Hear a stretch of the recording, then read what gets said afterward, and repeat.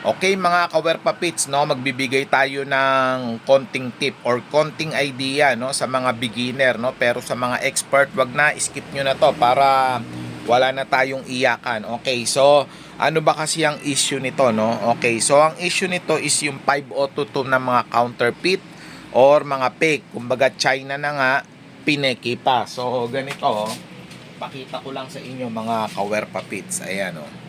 So makikita nyo yung concert na yan, counterfeit lang yan.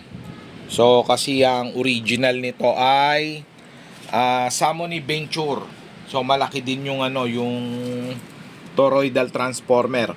Okay, so ang ibibigay kong tip sa inyo, no. So ano ba gagawin natin once na makabili tayo ng counterfeit or sa hindi natin inaasahan may mapunta sa ating ganito? Paano ba gagawin natin? Convert natin or maibalik natin sa pagiging genuine or sabihin na natin na yung quality na pangsamo ni Venture, no? Okay, so ganito yan, no? Makikita ninyo, no? Yung transistor na to is fake. Fake and dummy. Ibig sabihin hindi nakakonekta yan. So kung titingnan naman natin, ayan, no? Kung titingnan natin, ito yung pyesa na yan, itatalikod ko. Ayan, o, binasag ko kasi para makita ng ating mga manonood. Ayan, o, magkakaduktong lang yung kanyang paa, makikita nyo. So shorted lang yan, ibig sabihin itong mga lokong inchik na to ay pinaglololoko yung mga Pinoy na end user, no, na mahilig sa mura, no, pero ganun talaga. So pag mura, mapapamura din tayo, no.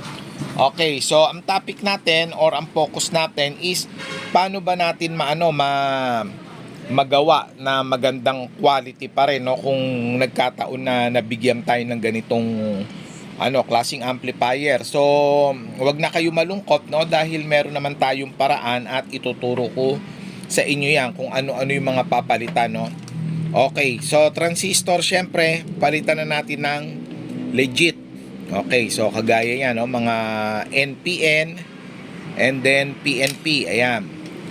So palit, okay?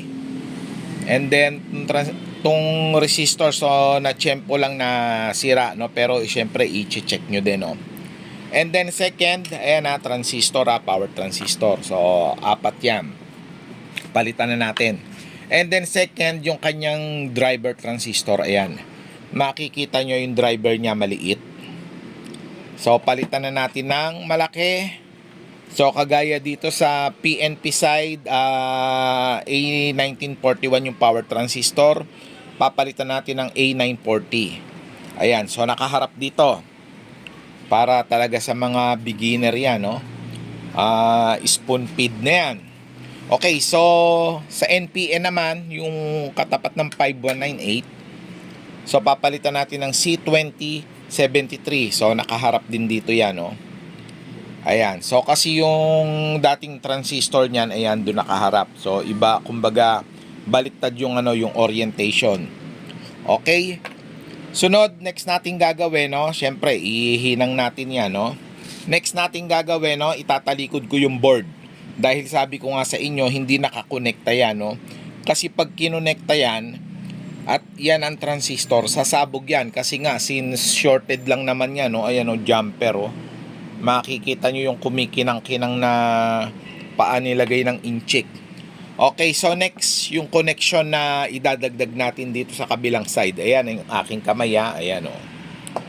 Okay, so nilagyan ko na ng pula, mga kawerpapits, no. Okay, so ito, base yan ng power transistor.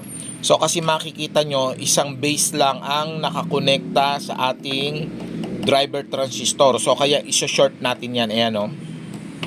So kakadkadin lang natin yan ng NT cutter. Ayan, papakita ko lang sa inyo, no. So pwede naman wire, i-jumper dito. Pero para medyo malinis lang ng konti, no, kakadkadin niya ng NT cutter, palitawin yung tanso, and then jumperan ng konting wire. So ayan, kinabit ang emitter, ang base. So nakaparallel na sila. And then sunod yung emitter, ayan, oh. Kasi putol din yan, eh. So ganun din, kadkadin ng NT cutter, And then pag nakadkad, lagyan ng konting pang jumper wire. So okay na yan. So bali 1, 2, and then 3, 4, 5. So kasi kung ano yung dinuktong dito, iduduktong din. Since tong kabila, 3 yung pinutol, base collector emitter. So iduduktong natin yan. Okay, so once na nagawa na natin yan, no, ano na yan, balik na yan sa pagiging genuine or magandang klase ng ating ating 502. And then the last but not the least, no, huwag kakalimutan. Okay, so kung yun lang gagawin natin, okay na yun, matibay na yun, garantisado na yun. Next natin gagawin is makikita nyo medyo maliit yung toroidal transformer. Ayan. So kung may available kayong mas malaki, ayan, oh, mas maganda para talagang balik sa pagiging kumbaga pagiging brusko yung inyong amplifier. So kung wala namang available, no, actually ito is 32 volts yung AC niya. So at least mga 36 to 38 volts makakuha tayo, mas maganda. Pero kung wala naman, so etong luma natin, no, yan, pagpalagay na natin luma, ayan. So dadagdagan lang natin ng dadagdagan lang natin ng turns kung wala tayong makuwang isang buo, no? At yung pagdadagdag na yon ay yun yung inyong subaybayan, no? Ipapalabas ko or i-actual natin paano ba magdagdag dito.